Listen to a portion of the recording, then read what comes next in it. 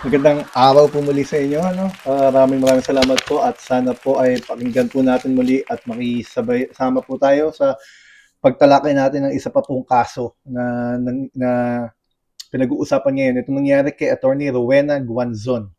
Ano? Na nakita sa viral video na nagsisigaw, nagmumura at pinapagalitang maigi yung isang o mag-asawa, ano?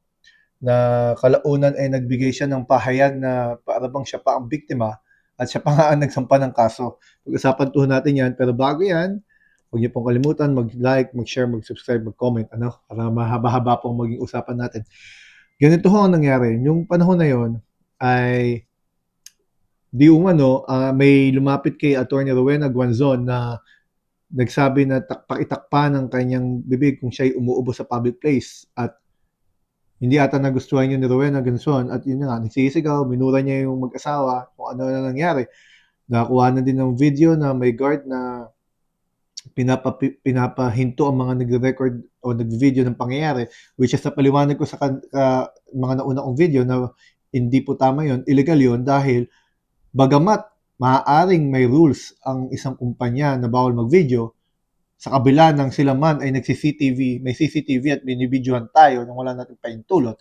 Pero, bagamat may ganun silang rules kung meron man, mananaig pa rin po ang constitutional rights ng bawat tao kumpara sa rules ng isang kumpanya. At constitutional rights po natin, lalo na kung nasasaksihan natin ng isang krimen na maitabi, maingatan, ma-record kung maaari ang ebidensya. At yung binibidyohan ng mga taong yon ay maliwanag na ebidensya ng krimen. At ito nga ngayon, ay nagsampa po ng kaso si Atty. Rowena Guanzon doon sa dalawa. Siya po ang nagsampa ng kaso. Ano? Siya yung nagmumura, siya nagsisigaw, siya yung mga kung ano-ano pinagsasabi doon, hindi ka nga naka-Rolex, wala kang Gucci, pero something like that. Pero siya po ang nagsampa. Ano po sinampa niyang kaso? Yung pinaka obvious na pwedeng isampa na dapat sa tingin natin, ang dapat nagsampa ng kasong yon ay yung mag-asawa. Ang sinampa niya pong kaso ay unjust vexation, no? Nasa revised penal code po ito. Kaso lang po, pag-iisipin po natin, ako sa pananaw ko, hindi po to titindig sa korte. Sa pananaw ko po, madidismiss ito. Una po kasi, alamin po natin ang elemento ng unjust vexation, ano? Dapat human conduct yan, di ba? An act performed by person. Dapat it causes irritation, torment, distress, or disturbance to the mind of the victim. Ano? Dapat siguro nga na-irritate talaga siya, pero paano kaya siya sinabihan na takpan ng bibig para umabot sa ganong klaseng reaksyon? Ano? Kasi kung yung mag-asawa magkakaso sa kanya, di ba dapat kasuhan siya ng unjust vexation, alam siyang scandal, maaaring oral defamation, kasi talaga nag-eskandalo naman talaga siya dun eh. Ano? Dapat din sa unjust vexation, the conduct is not accompanied by physical force or restraint. No? Dapat walang physical na pananakit. At pinakahuli, ang pinakamatindi doon, dapat the offender acted with a deliberate intention to annoy. Talagang intention kanyang inisin o maging irritable. Merong malis, ano? Napaka-importante na merong malis. Yun ang isa sa mga tinitignan doon sa unjust vexation. Sa video na nakita ho natin, bagamat di yun ang kabuuan ng pangyayari, hindi po natin makikita doon na may malis siya dahil may malis eh. Kasi po dapat, kung sakali man na totoo na sinabihan siya, takpan niya yung bibig niya o umuwi na siya kung may masamang pakiramdam niya, ikatanggap-tanggap pa rin po yun, lalo ngayon sa nangyari sa COVID-19. May karapatan ng mga taong mag-alala sa kanilang kalusugan at walang pagpapahiya doon, wala tayong makitang malis doon. No? Kasi po ang unjust vexation, yan po ay felony by dolo. Yung dolo po kasi, kumbaga ang ibig sabihin lang po nun, dapat may malis, may malisya, no? May intention talaga. Yun talaga yung ano eh. Pero I think it's a public health interest kaya nakapagsabi yung mag-asawa na takpan ng bibig o kaya kung masama pakiramdam niya, kung totoo man yun yung sinabi, umuwi na lang siya. Pero ang reaksyon na natanggap natin o natanggap nila kay Rowena ay paninigaw, pagmumura, kung ano-anong panlalait. Kaya nga, dapat nga, siya ang kasuhan eh. Nalaman niya natin, abogado pala itong babae. Eh di dapat pala, siya pa ang kasuhan. Malamang yan, kakasuhan siya ng iba't ibang kaso. Yan nga, naisip natin, alamsing scandal, unjust vexation, maaaring oral defamation. Lalo na, kung yung lumapit at nagsalita sa kanya ay acted in good faith. Kumbaga, ginawa yan dahil sa malinis at tapat na hangarin na makapagsabi na sa pag-iingat, nakakalungkot lang, isa pa naman ding abogada si Atty. Rowena Gonzalez, naging lingkod bayan yan, naging mayor ng Iloilo, naging congresswoman ng PWD party list. Kasi sa isang abogado, mayroong code of conduct yan, may legal ethics yan, no? Mataas ang pamantayan, ang pagtingin ng taong bayan sa mga abogado dahil sila nga ay mga kumakatawan sa hindi lang basta sa batas, kundi titignan sila bilang tagapagtanggol ng mga tao na nangangailangan ng tulong pagdating sa karapatan. Pero makikita natin yung inasal, ni Atty. Rowena Guanzon. Kaya nga hindi lang ito basta criminal case. Ang pinag-uusapan natin kanina ay criminal case unjust vexation na isinampa niya.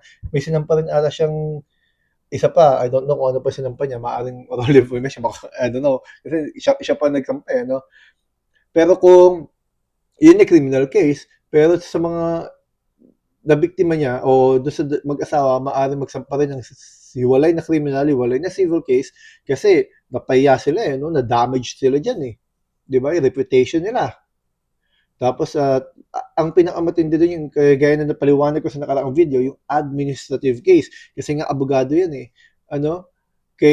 Pwede ma-disbar. Mapag-aaralan kung siya ba ay umarte o umakto sa hindi karapat-dapat na pamantayan ng mga abogado.